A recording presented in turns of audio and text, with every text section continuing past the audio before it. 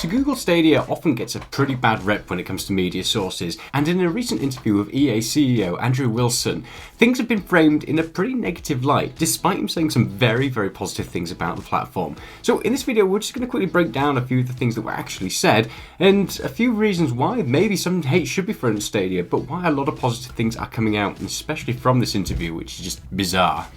So in this interview by Fortune with Andrew Wilson, CEO of EA, Stadia came up because, of course it does, it's a little bit about gaming and the future of gaming and the platform and stuff like that.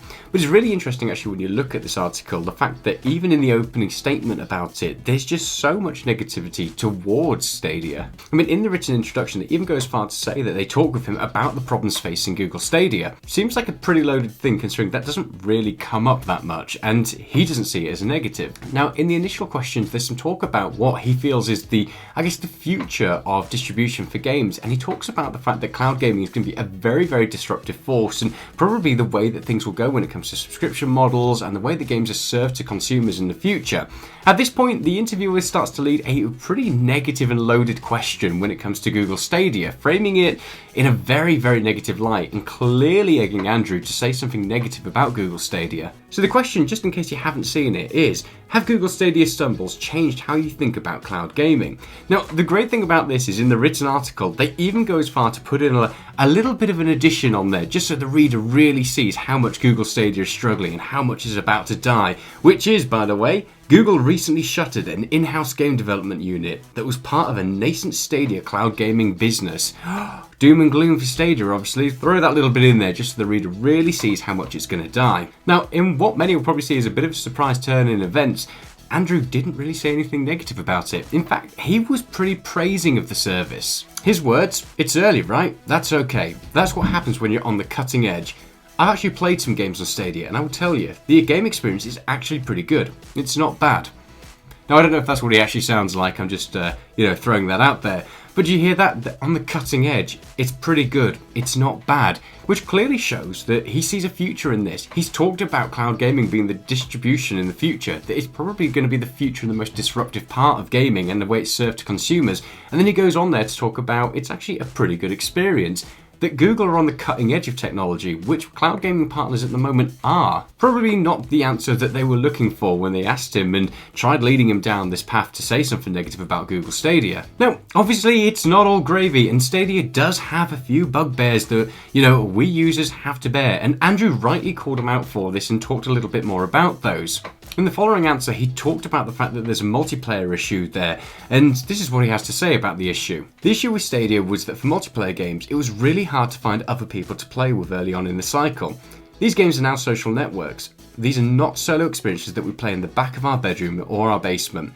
We do this with other people. We connect around the world. It's just going to take a little bit of time.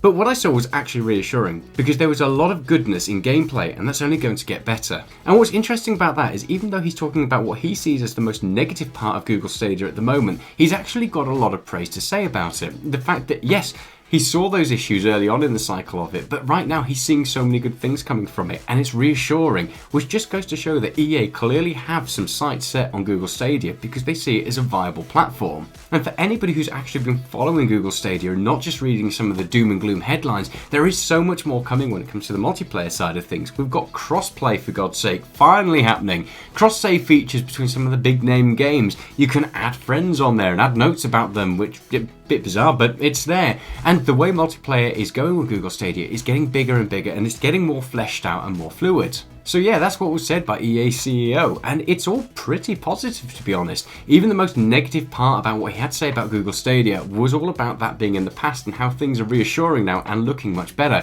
It's just another prime example, because if you look at any of the major news sites, they're all talking about the fact that EA had some negative things to say and that the multiplayer wasn't up to scratch. It's just like, just read the article and the interview and you'll see that that's just not the case, even after he's egged on to dump on Google Stadia. Now, I get it. Stadia has had its stumbles, and we've reported on them, and rightly got called out for not covering the positives as well. And we certainly weren't balanced initially because we were just seeing all the doom and gloom stuff. But now we're going to try and have a more balanced approach to this, and I've kind of wished that other news outlets would as well. Now, of course, we can call them out and dump on them, at the end of June if they don't bring Android TV support for Google Stadia, because that's part of their timeline. It's something they've talked about and reiterated their support for. So it's a major feature that should be coming. But as of right now, they've still got time to deliver that. And there's been so many new features, so many new games coming across to it. You just need to look at Ubisoft Plus and the Ubisoft's integration and the fact that they're bringing more titles to the platform. And there's so much positive news. It just doesn't really get reported on, which is a bit of a shame. Google Stadia has definitely had its stumbles. It's definitely had its issues, but things are looking a lot better at the moment, and fingers crossed they continue to grow. So if you haven't read the article already, go over, have a look. Have a read of the interview and you will see it's not as doom and gloom as a lot of the news outlets are making it out to be. So as always, we hope you've enjoyed that video, and if you've got any questions or comments, make sure you pop them down below. And whilst you're there, hit the like and subscribe button because it just helps the channel to grow and we really appreciate that. In the meantime, we'll be back in the future with some more awesome content, but stay safe and we'll see you soon. Bye!